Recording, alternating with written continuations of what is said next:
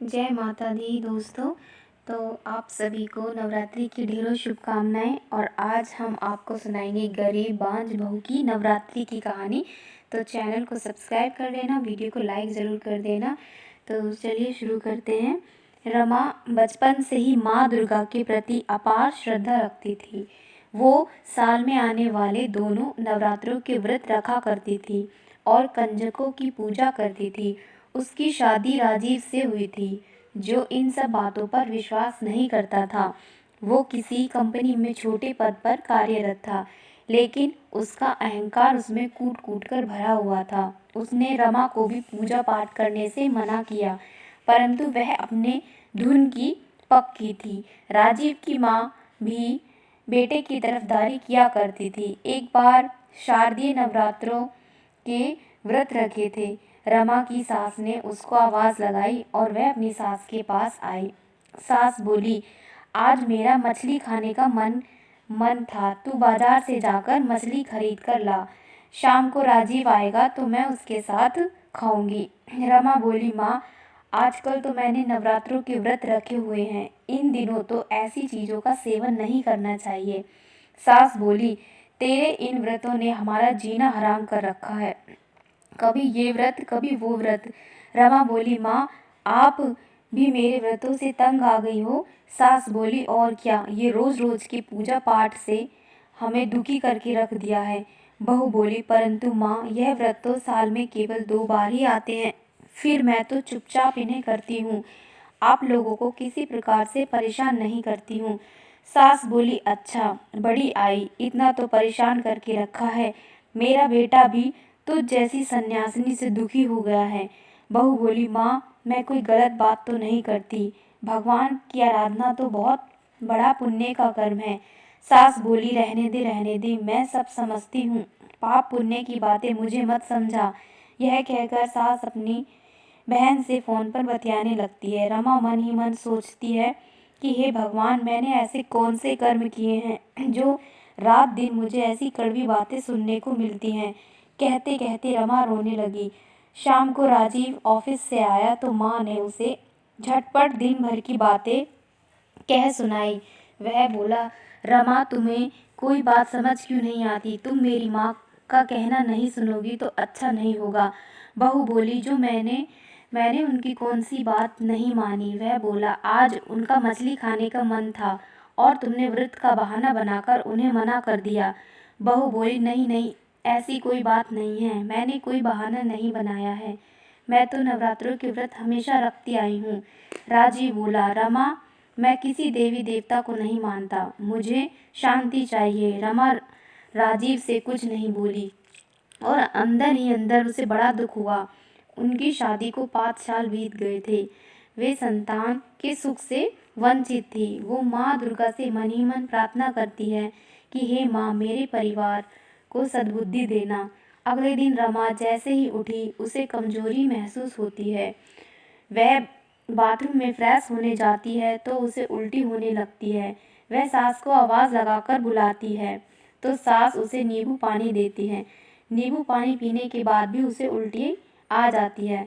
सास राजीव को कहती है कि इसे डॉक्टर के पास ले जा, इसे क्या हो गया है। राजीव रमा को डॉक्टर के पास ले जाता है और डॉक्टर सारे जांच करने के बाद कहते हैं कि यह माँ बनने वाली है, इसका ध्यान रखो। राजीव डॉक्टर की बात सुनकर हैरान रह जाता है और रमा को बड़े प्यार से देखता है। राजीव आकर अपनी माँ से कहता है कि आप दादी बनने वाली हैं। सास बोली, अरे वाह, इतने सालों बाद घर में खुशखबरी आई है। रमा मन ही मन माता रानी को धन्यवाद देती है। सास रमा से कहती है, अब तुझे इन व्रतों को छोड़ना होगा और अपना ख्याल रखना होगा और खुश रहा कर। रमा अपने कमरे में बैठ जाती है और सोचने लगती है, अब मैं क्या करूं। तभी राजीव कमरे में आता है और कहता है, रमा, क्या सोच रही हो? रमा कहती है, मैं हर साल नवरात्रों की व्रत रखती हूँ।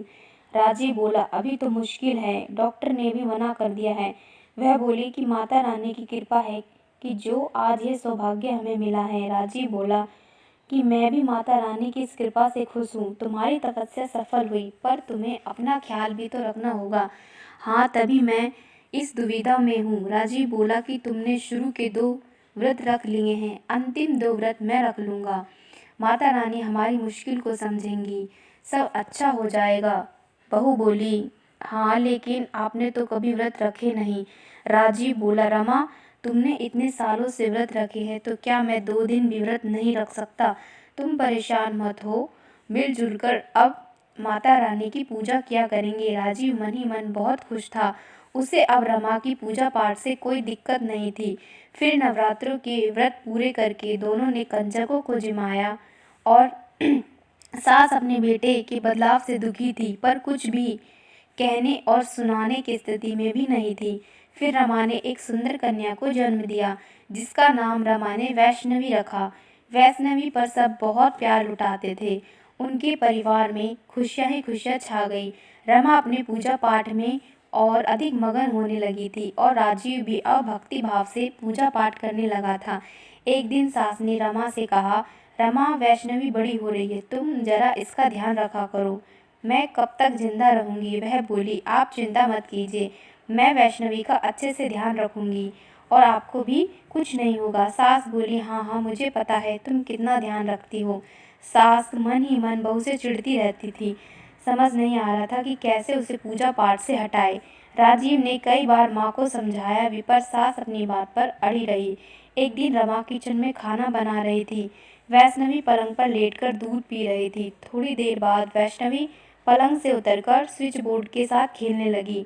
वैष्णवी ने खेलते खेलते बोर्ड में उंगली दे दी। उसे करंट लग जाता है और रमा कमरे में आती है और देखती कि वैष्णवी करंट लगने से बेहोश पड़ी है। वह डरकर माँ को आवाज़ लगाती है। सास भी वैष्णवी की हालत देखकर डर जाती है और वह जल्दी ही उसे डॉक्टर के पास लेकर जाती है। डॉक्टर उसकी जांच करके बताते हैं कि वैष्णवी के दिमाग में असर पड़ा है, बाकी उसका शरीर ठीक है। सास बहू को ढांढस बंधाती है। फिर सब लोग मिलकर वैष्णवी का ध्यान रखते हैं। सास भी माता रानी के व्रत और पूजा पाठ करने लगती है और उन्हें भी विश्वास हो जाता है कि माता रानी ही वैष्णवी को ठीक कर सकती हैं। फिर सब लोग माता रानी को मनाने लगते हैं। कुछ दिनों बाद वैष्णवी ठीक हो जाती है। सास और राजीव दोनों माता रानी को दिल से धन्यवाद देते हैं और उनके मन में माँ दुर्गा के प्रति श्रद्धा बढ़ जाती है और वे भी रमा के साथ माता रानी के व्रत करने लगते हैं। तो धन्यवाद दोस्तों, आज की कहानी आपको कैसी लगी माता रानी के चमत्कार की? और इसी प्रकार की कहानियाँ सुनने के लिए चैनल को सब्सक्राइब करें और वीडियो को लाइक करें। और हैप्पी नवरात्रि आप सभी को।